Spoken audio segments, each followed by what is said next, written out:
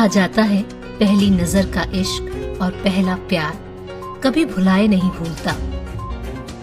जिस तरह से स्वर कोकिला लता मंगेशकर जी की आवाज हमें दीवाना बना देती है, उसी तरह वो भी किसी की दीवानी थी।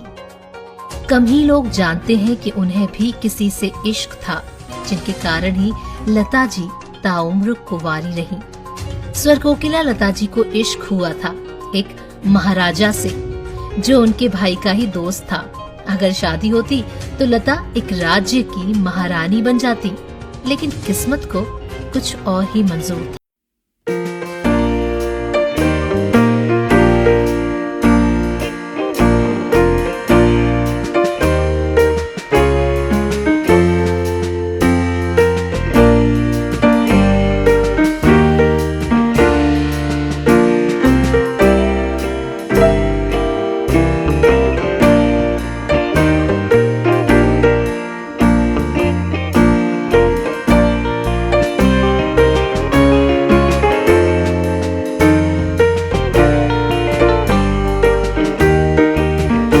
ने अपनी जिंदगी से ही सारे सबक सीखे।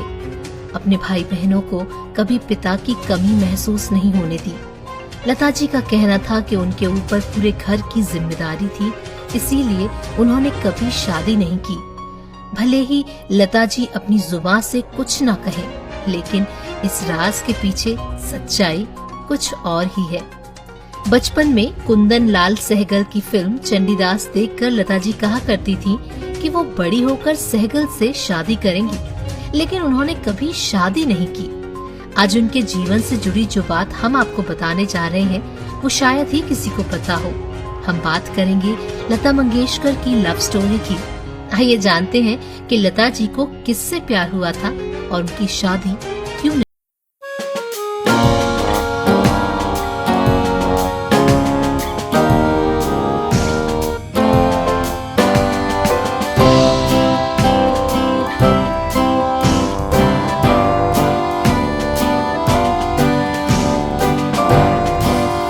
डूंगरपुर राजघराने के महाराजा राज सिंह, जिनसे लता मंगेशकर बेहद प्यार करती थी।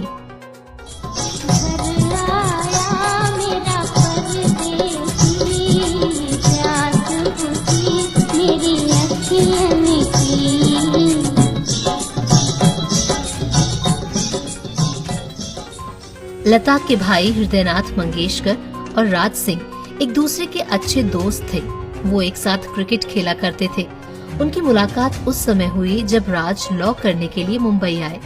इस दौरान वो अक्सर लता के भाई के साथ उनके घर पर जाया करते थे। ये सिलसिला बढ़ता गया और देखते ही देखते राज और लता की भी दोस्ती हो गई।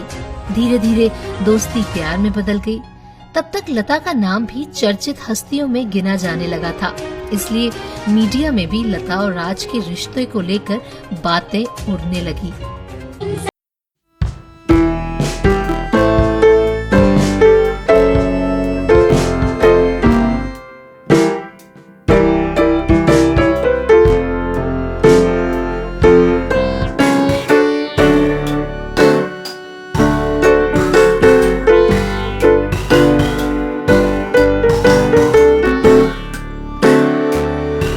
राज क्रिकेट के शौकीन थे।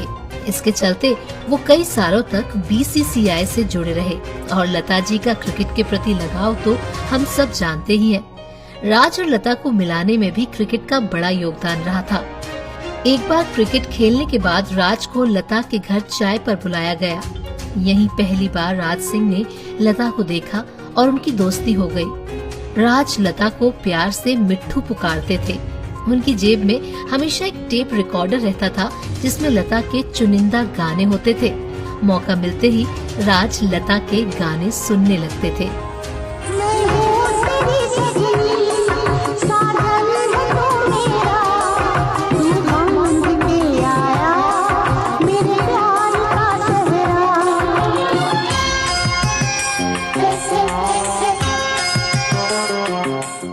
दोनों एक दूसरे से शादी करना चाहते थे, लेकिन शादी हो नहीं पाई।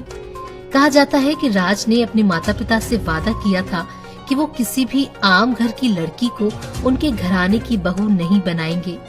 राज ने ये वादा मरते दम तक निभाया। आपको जानकर हैरानी होगी कि लता की तरह राज भी जीवन भर अविवाहित रहे। 12 सितंबर 2009 को राज सिंह का देहांत हो गया और लता मंगेशकर अपने गीतों के साथ हमेशा हमेशा के लिए अकेली रह गई। दो पल की थी ये दिलों की दास्तां और फिर चल दिए तुम कहाँ हम कहाँ। पंजाब केसरी टीवी के लिए शिवांगी परमार की रिपोर्ट।